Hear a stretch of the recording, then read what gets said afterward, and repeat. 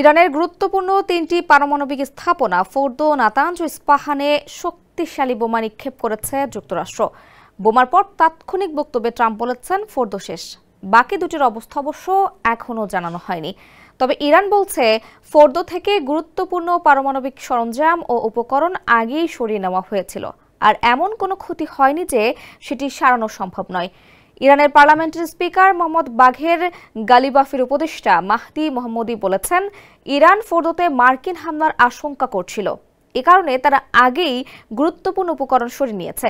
মাহদি মোহাম্মদী সামাজিক যোগাযোগ মাধ্যমে পোস্ট করে জানিয়েছেন, ফোর্দো অনেক আগেই খালি করা হয়েছিল এবং হামলায় কোনো অপূরণীয় ক্ষতি হয়নি। তিনি আরো বলেন, দুটি বিষয় নিশ্চিত।